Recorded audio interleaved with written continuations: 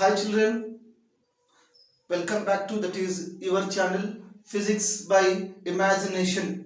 Dear children, in the previous class we had understood about electric potential and potential difference.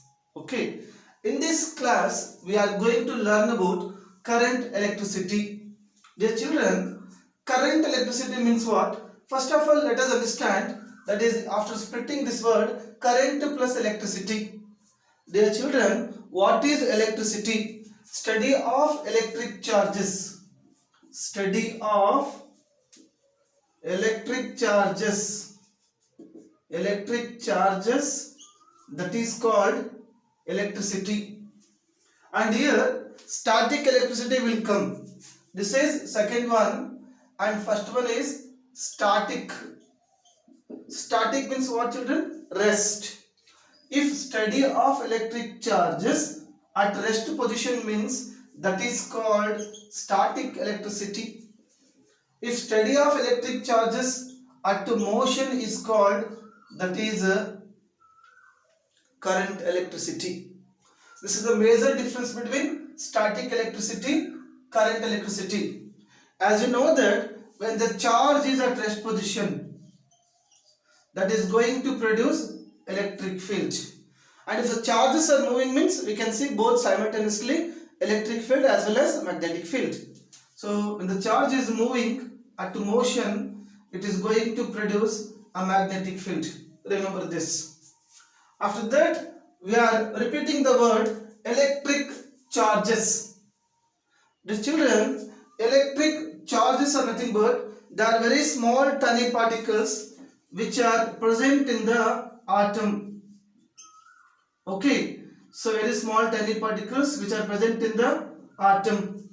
Now here P plus N and this is E. You can remember pen. So protons, electrons, neutrons. So what are electric charges means? They are the very small tiny particles which are present in the atom. Now they are also part of the matter because matter is made up of molecules, molecules are made up of atoms, atoms are made up of protons, electrons, neutrons. Then electrons, electric charges are nothing but they are the part of the matter. They are intrinsic part of the matter and shows various effect like mechanical effect. When you switch on the button of the fan is going to be rotated. Mechanical effect. Heating effect. When you on the electrical water switch, in the electrical water it is going to produce heat energy, that is heating effect. And when you switch on the light on the bulb is going to be glowing, light effect. Means whatever electric charges means these are the properties of the matter and it shows various effect. Mechanical effect, heating effect, light effect, etc. are called electric charges. The children, according to quantum mechanics, electric charges means mass, mass means energy. Remember. Now, after this we'll understand that charge carriers in various substances are solutions. Dear children, broadly we can classify it into 5 types. So let us understand without wasting time. So first one is conductors. So conductors means as the name itself it is indicating that the substances which are going to conduct the current. Almost all the substances are going to conduct the current in the case of metals. So here charge carriers are free electrons. Free electrons. Insulators we have discussed children, that is the positive ions or bounded electrons are going to be carry the charged particles under the influence of electric field. So usually insulator do not conduct the electric current. Do not conduct electric current. So next third one, semiconductors, SC. So the children, the properties of the materials which may be conductivity, that is lies between these conductors and insulators, that is called semiconductors. And here very important point, we have classified based on energy gap. In the case of conductors, there is a overlap between, that is, valence bond and conduction bond. So this we will discuss in the semiconductors. Just remember, just I am telling briefly, that is, in the conductors, conduction bond, valence bond have overlapped. Insulators, that is, there is a large gap and there is a moderate gap in the case of semiconductors. Okay, because our aim is to be understand about, that is, charge carriers. In the semiconductors, like you take metalloids, germanium, silicon, there what is going to happen? We are going to increase the temperature. Then here charge carriers will be two things, that is H plus E. What is H, children? Holes. Here holes are nothing but they are positively charged particles. It is similar to, that is, protons, and E means electrons. So now we have understood about charge carriers in conductors, insulators, semiconductors. Next come to the point, that is, next point is that in aqueous solutions. Aqueous solutions. Aqueous solutions means what, children? That is when sodium chloride. Okay, if I take sodium chloride solution, see, salt, it is a bad conductor when it is in solid state. It is a good conductor when it is in aqueous solution, when I mix with water. Means here the charge carriers are, that is, plus and minus. Plus are called cations and minus are called anions. So next one, last but not least, superconductors. Dear children, what are superconductors? Super means it conducts the electric current in superb way. Superb way.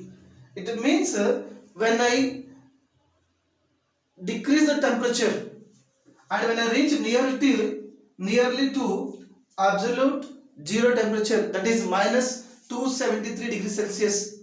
In that temperature, what I am going to get? So it was first explained by, that is, Kamerlingh-Onnes.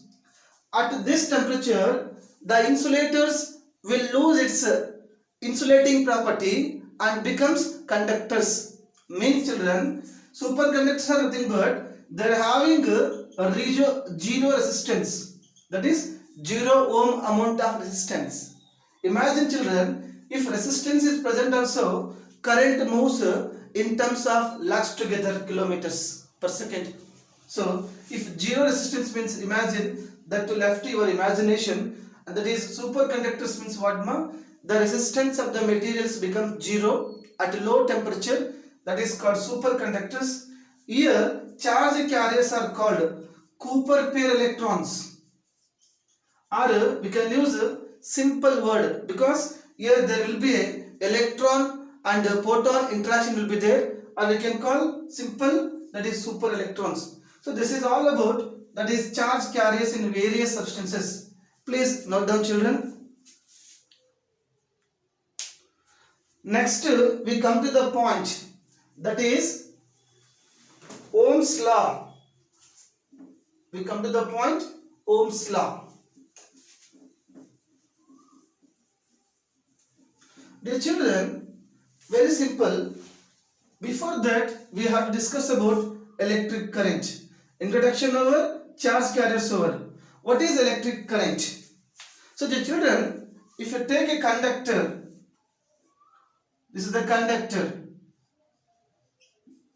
So, we know that yesterday class, previous class, we had discussed that potential difference is nothing but the amount of work to be given to the charge to move from one point to another point. That's it. Now, what is my point here, children? If I provide the potential difference, the charges will come to the surface of the atom, they begins to move and produces current. Means the rate of flow of electric charges, that is called electric current, across any cross section of the conductor. Okay, at surface of the cross section of the conductor, that is called electric current. So which is given by equation I is equal to Q by T. This is EC short form. EC means what, children? Electrical current. the rate of flow of electric charges. Means how many electric charges which have moved in 1 second, which constitutes electric current. If I keep charge is equal to 1 coulomb, then 1 coulomb by 1 second. Means as I told you, in 1 coulomb of charge which contains 6.25 into 10 to the power of 18 electrons. Okay, this will get from Q is equal to N into E. N is equal to Q by E. Means children, this is electronic charge value, that is constant. We have discussed in the case of quantization of charge. Okay, that is any charge it should be multiple and integral multiple of E, and that E is equal to 1.6 into 10 to the power of minus 19 coulomb. If I substitute and if we divide 1 over 1.6 into 10 to the power of minus 19 coulomb, we'll get that is number of electrons is equal to 6.25 into 10 to the power of 18 electrons. Okay, now this is about electrical current. The children, this is when 1 coulomb of charge is moved in 1 second, that is called 1 ampere. This is the unit of electric current. And remember, this is a scalar quantity.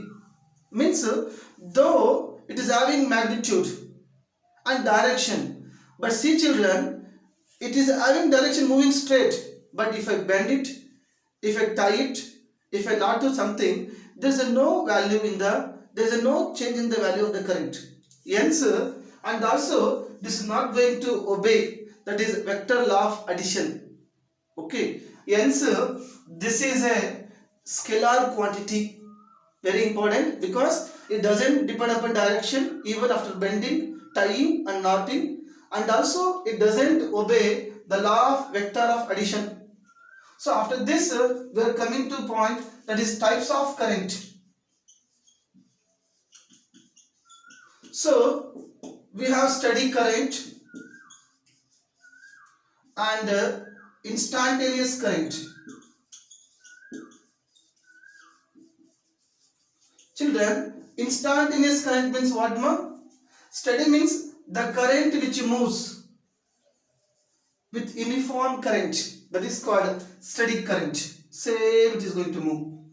The current which moves in non-uniform way, that is called instantaneous current. Means we can written as current, electric current is nothing but changing charge by changing time.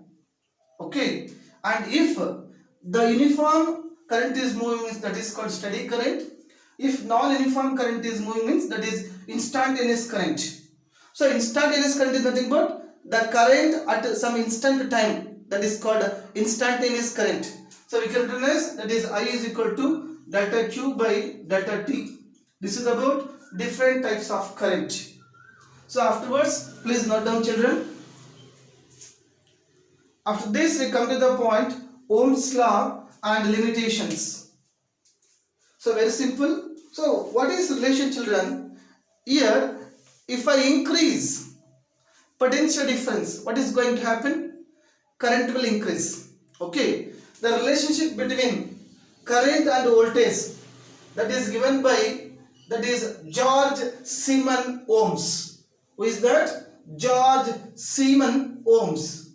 The children, he tells that if I take a conductor, if I connect to the battery through a plug key, this is the simple diagram, then I provided a potential difference. Then current, charge carriers will be moved and constitute electric current. So according to Ohm's law, what is telling here? The amount of passing current through this conductor, this is C means what children? Conductors. The amount of current passing through the conductor is directly proportional to the applied voltage. It means voltage is directly proportional to current. Means they are proportional to each other. Means if voltage increases, current will increase. If voltage decreases, current will decrease. That's it. Now, if I remove the proportionality constant, V is equal to I into R, R is equal to V over I. Means when I supply 1 voltage, then 1 ampere of current will be flown. That is called 1 ohm, and symbol is, this is reverse of U. So this is about Ohm's law. So here what is the important point, children? It is not applicable for all the things. That is called limitations of Ohm's law. Means it is applicable for only for conductors. And very important point, this amount of current passing through the conductor is directly proportional to the applied potential difference at constant temperature and pressure. We should maintain a room temperature. If temperature decreases, we are going to get errors in the result of this Ohm's law experiment. So these conductors at constant temperature and pressure, if temperature changes, it may be low temperature, high temperature, this law doesn't obey. Second limitation, it is not applicable for insulators. It is not applicable for insulators and also superconductors and also semiconductors. So these are the various limitations of Ohm's law. And dear children, you had plotted a graph, that is voltage versus current. You had got a linear graph. Linear graph means the two physical quantities are directly proportional to each other. So this is all about Ohm's law. Okay, the conductors are ohmic devices, means they obey the Ohm's law. Suppose if they are not obeying Ohm's law, we do call them as non-ohmic devices, semiconductors, diodes, triodes, etc. etc. Please note down these things. So next we come to the point drift velocity. So what is drift velocity, children? Very simple to understand. After providing the potential difference, your electric field will be applied like this. Opposite to this, some electrons will be moving.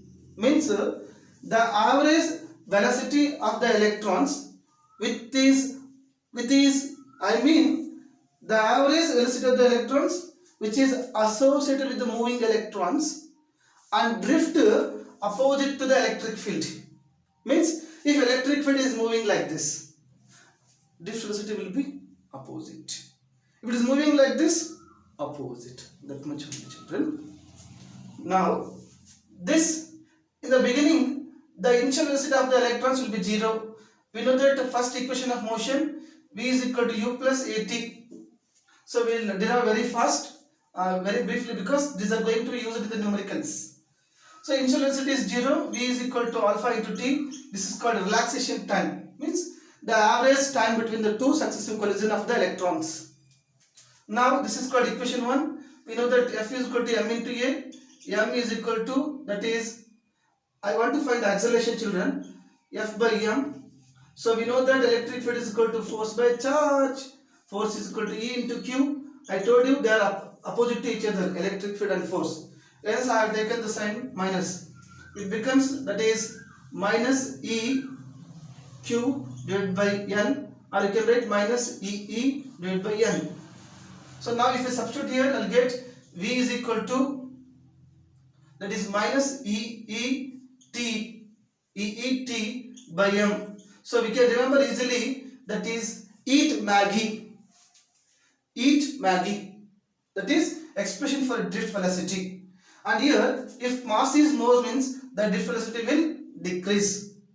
The children, it is having very small velocity. Okay, but due to large number of charge carriers are going to be moved. Hence, they move with greater velocity, that is 2 lakhs km per second. Okay, after understanding drift velocity, let us understand about, this is formula, mobility will come. Mobility means what, children? If drift velocity per electric field, that is called mobility of the electrons. Okay, these are formulas are going to be used in the problems. Here E means electric field, this electric charge, relaxation time, mass of the electron. Please note down, children, about drift velocity. Next we come to the point resistance and resistivity. So what is resistance, children? Resistance means when I supply the potential difference. So suppose if I take a conductor, I have provided a potential difference, then charge carriers will come to the surface of the atom, they will begin to move. Now what is going to happen, children? Very simple. There is a collision between positive ions and these electrons when they come to surface of the atom, and this collision between the positive ions and negative particles lead to cause resistance, or you can call resistivity. Means if current is moving like this, there is an opposition force. So when you are walking means we are going to oppose by friction force. Same thing, the electrons are going to feel there is an opposite force, that is called a friction force in our bodies. That is, in the case of electrons, resistance. Means the opposition to the flow of electric current is called a resistance. Now the next word is resistivity. Dear children, resistivity means how much amount of resistance that is going to be changed per unit area, per unit length, per unit time. Means how much resistance has changed in 1 second. That is called a resistivity. So very important point we are going to discuss.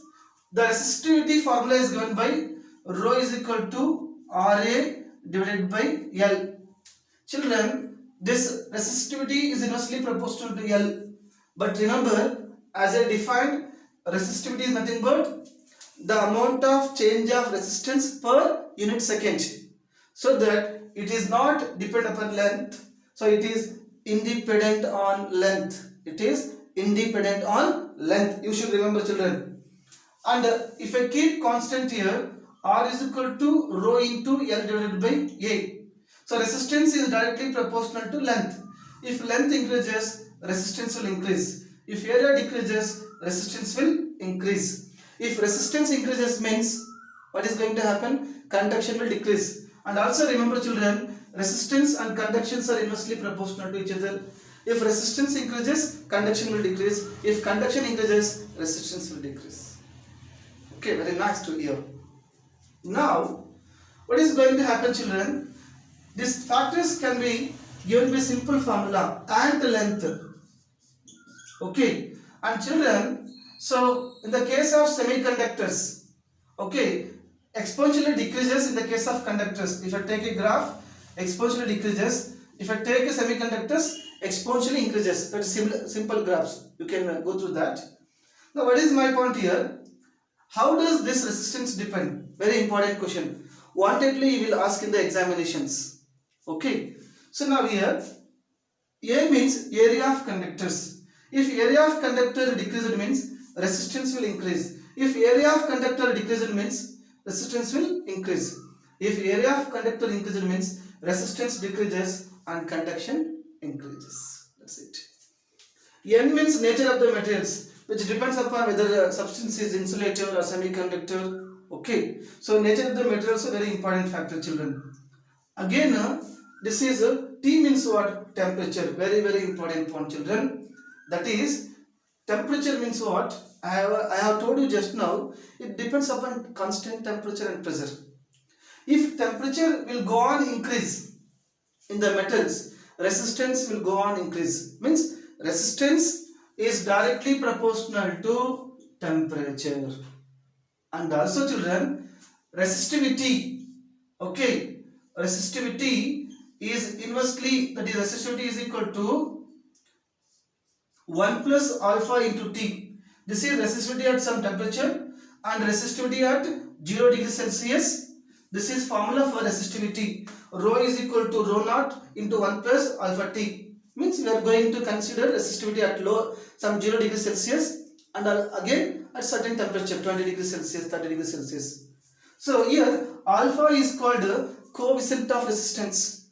The children, it is going to become negative coefficient of resistance. Negative coefficient of resistance.